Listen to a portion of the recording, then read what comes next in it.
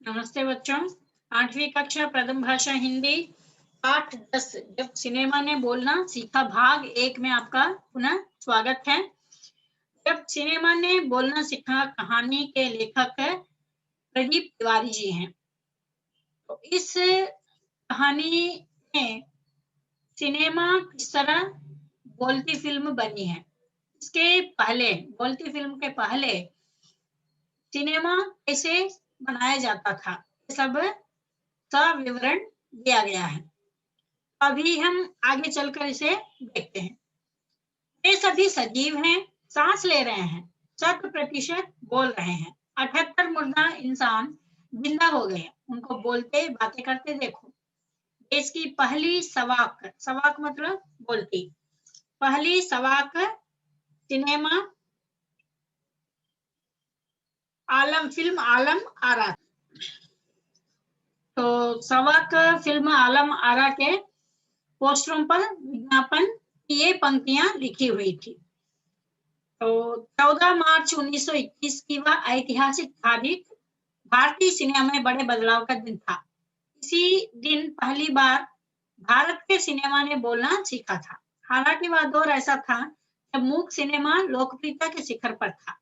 पहली बोलती फिल्म जिस साल प्रदर्शित हुई, उसी साल कई मूक फिल्में भी विभिन्न भाषाओं में बनी, मगर बोलती फिल्मों का नया दौर शुरू हो गया था।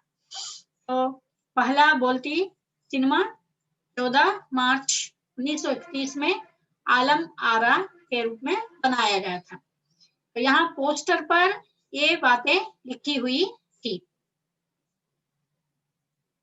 पहली बोलती फिल्म आलम आरा बनाने वाले फिल्मकार थे अर्देशीर एम ईरानी। तो आलम आरा के निर्देशक या फिल्मकार, फिल्मकार मतलब निर्देशक कौन है? अर्देशीर एम ईरानी। अर्देशीर ने 1929 में हॉलीवुड की एक बोलती फिल्म शोबोट देखी और उनके मन में बोलती फिल्म बनाने की इच्छा जगी। तो पुराने जमाने में ज्यादा मूक सिनेमा बनता था। मूक सिनेमा मतलब आवाज नहीं होती थी, सिर्फ अपने अभिनय के द्वारा, एक्सप्रेशन के द्वारा अपना भाव प्रकट करते थे। पूरा जैसे चार्ली चैपलिन हम लोग देखते हैं उस तरह का। चार्ली चैपलिन में देखिए कुछ एक्सप्रेशन के साथ ही वह कॉमेडियन सभी को हंसाता था। उसी प्रकार मूक फिल्में बनती थी। लेकिन जब हॉलीवुड में वे गए और वहां पर इंग्लिश मूवी देखे डायलॉग डिलीवरी के साथ है, तो उन्हें भी लगा कि भारत में भी इस तरह का एक ऐसी फिल्में बनानी है। उसके लिए उन्होंने अपनी इच्छा को पूरे करने के लिए पारसी रंगमंच के एक लोकप्रिय नाटक के जो कथा होती है उस कथा को आधार बनाकर अपनी फिल्म बनाना शुरू किए। पटकथा बनाए मतलब फिल्म बनाना शुरू किए। इस नाटक के कई गाने ज्यों के त्यों फिल्म में ले लिए गए। एक इंटरव्यू में अर्देशीर ने उस वक्त कहा था, हमारे पास कोई संवाद लेखक मतलब डायलॉग लिखने वाले नहीं था, गीतकार नहीं था, संगीतकार नहीं था, गीतकार मतलब सिंगर नहीं था, संगीतकार म्यूजिक डायरेक्टर नहीं था। इन सब की शुरुआत होनी थी, क्योंकि जब बोलती फिल्म बनती है तो गाने सुनने चाहिए और म्यूजिक भी सुनना चाहिए। तो इसके लिए ये तो शुरुआत होनी है। फिल्म जब बोलती बनी है तो इन सब की जरूरत होगी ही। अर्देशीर ने फिल्म के गानों के लिए स्वयं की धुनें चुनी। अब कोई मतलब फेमस उस समय तो नहीं थे, इसीलिए वे अपने स्वयं की धुनें, अपने स्वयं खुद म्यूजिक बनाए। फिल्म के संगीत में सहज 3 वाद्य तबला, हारमोनियम और वायलिन, इन तीनों का इस्तेमाल किए थे। आलम आरा में संगीतकार या गीतकार में स्वतंत्र रूप से किसी का नाम नहीं डाला गया। अभी मूवीज में आप देखिए कौन कौन गाए हैं उनका नाम रहेगा, जैसे कि फीमेल सिंगर, मेल सिंगर या म्यूजिक डायरेक्टर, स्टंट मैन, ये सब जो काम किए हैं उन सबका नाम रहेगा। जैसे कि कैमरामैन, इस तरह। लेकिन ये तो पहली बार बनाया जा रहा था, तो इसीलिए सब कुछ यही थे, अर्देशीर एम ईरानी जी ही। तो इसीलिए वे स्वतंत्र रूप से किसी एक का नाम नहीं डाले। इस फ़िल्म में पहले पार्श्व गायक बने डब्ल्यू.एम. खान। उन्हें बुलाकर उनसे गवाया गया था और उनका गाना था दे दो खुदा के नाम पर प्यारे अगर देने की ताकत है। ये रहा उनका पहला गाना। आलम आरा का संगीत उस समय डिस्क फॉर्म में रिकॉर्ड नहीं किया जा सका। फ़िल्म की शूटिंग शुरू हुई तो साउंड के कारण ही इसकी शूटिंग रात में करनी पड़ती थी। अभी तो हम लोग डे नाइट कभी भी शूटिंग कर ले रहे हैं। लेकिन मतलब अ, अभी शूटिंग के लिए अलग से एक सेट है, जैसे रामोजी फिल्म सिटी, यहाँ पर रामा नायडू फिल्म सिटी। इस तरह तो स्टूडियोज़ अपने खुद का बना लिए हैं। तब से वे अपने-अपने शूटिंग से दिन में, रात में जब चाहे तब करते हैं। लेकिन पुराने ज़माने में जहाँ लोग नहीं घूमते थे, वहाँ पर देखकर शूटिंग किया जाता था। उसके लिए शूटिंग के लिए अ, स दिन में अगर करेंगे तो लोगों के कारण उन्हें डिस्टर्बेंस होगी, इसके लिए रात में करना पड़ता था। जब मूक सिनेमा था तो वे लोग अधिकतर दिन में कर लेते थे, क्योंकि डायलॉग की साउंड की ज़रूरत नहीं है, लाइट की ज़रूरत नहीं रहेगा। जब अगर सूर्योदय मतलब सूरज के रोशनी में अगर वे कर लेंगे तो इन सब से। लेकिन यहाँ पर जब सर्वाक फ़िल्म बनाई जा रही है तो उसके लिए साउंड की ज़रूरत है और साउंड के कारण सभी को डिस्टर्बेंस होगा। इसके लिए वे शूटिंग रात पर करते थे। जब रात में किया जाता है तो दिन का प्रकाश तो नहीं रहेगा। इसके लिए वे आर्टिफ़िशियल कृत्रिम प्रकाश व्यवस्था किए थे। यहीं से प्रकाश प्रणाली बनी जो आगे फ़िल्म निर्माण का ज़रूरी हिस्सा बनी। तो यहाँ से ही ये लाइटिंग से सब शुरू किए थे। आलम आरा ने भविष्य के कई स्टार और टेक्नीशियन तो दिए ही, अर्देशीर की कंपनी तक ने भारतीय सिनेमा के लिए 150 से अधिक मूक और लगभग 100 सवा फ़िल्में बनाई।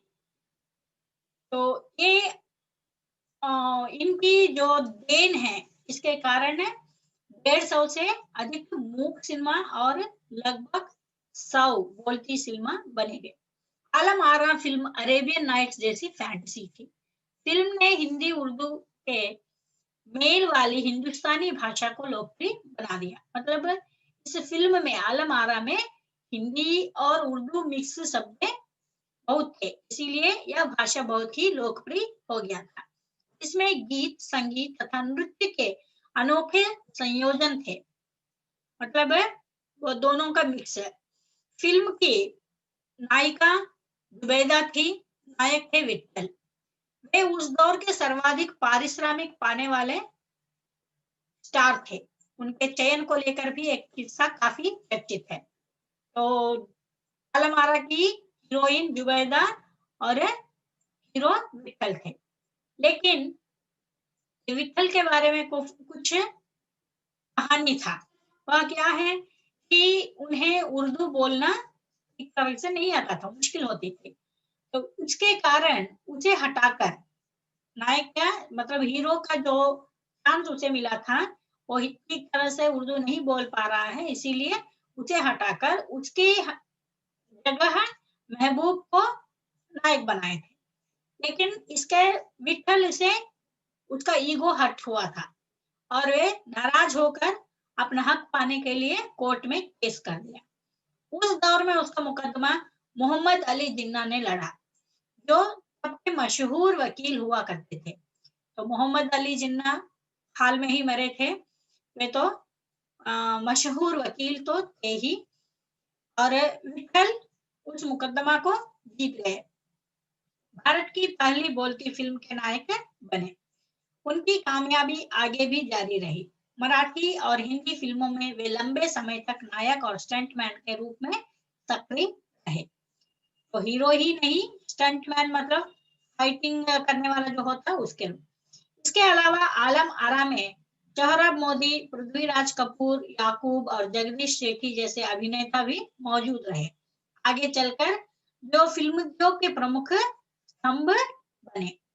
यहाँ पर इन सबका योगदान था कि आज हम यह सवाक या बोलती फिल्में जो देख रहे हैं, अभी भी हम और भी टेक्निकली इसे और भी डेवलप कर दिए हैं इस तरह के फिल्मों को। तो उन दिनों इतना टेक्नोलॉजी तो नहीं था, फिर भी वे बोलती फिल्में बना पाए। तो प्रश्नोत्तर देखिए, जब पहली बोलती फिल्म प्रदर्शित हुई तो उसके पोस्टरों पर कौन से वाक्य छापे गए, उस फिल्म में कितने चेहरे थे, स्पष्ट कीजिए। पहली बोलती फिल्म आलम आरा प्रदर्शित हुई, तब उसके पोस्टरों में निम्नलिखित वाक्य छापे गए, वे सभी सजीव हैं, सांस ले रहे हैं, 100% खेल रहे हैं। 78 मुर्दा इंसान जिंदा हो गए हैं, उनको बोलते बातें करते देखा।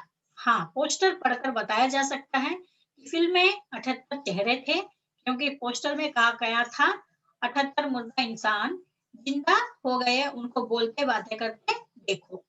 यह रहा आपका पहला प्रश्न। दूसरा, पहला बोलता सिनेमा बनाने के लिए फिल्मकार अर्देशीर एम ईरानी को प्रेरणा कहाँ से मिली? उन्होंने आलम आरा फिल्म के लिए आधार कहाँ से लिया?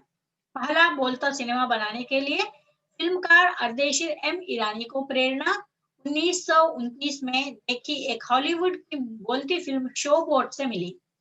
इस फिल्म को देखने के बाद उन्होंने भी बोलती फिल्म बनाने का निश्चय किया।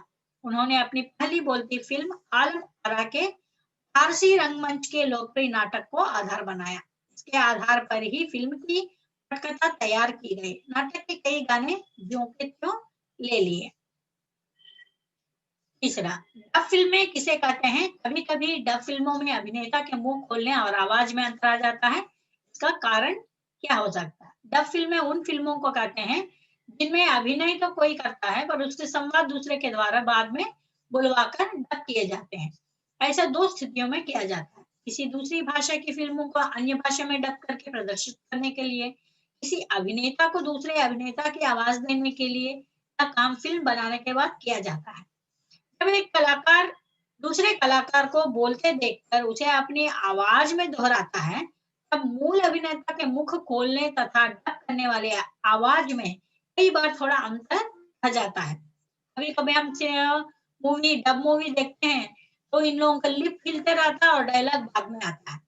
अभी हम बोलते हैं कि इसका जो डबिंग है ठीक से किया नहीं गया है। तो यहाँ पर यही पूछा जा रहा था कि फिल्मों के अभी मुंह खोलने और आवाज में अंतर आ जाता है, क्योंकि मुंह खोलते हैं तो उसके 5 सेकंड के बाद आवाज आता है। ऐसा क्यों होता है? उसे दो भिन्न भाषाओं में यह स्थिति अधिक उपस्थित हो जाती है।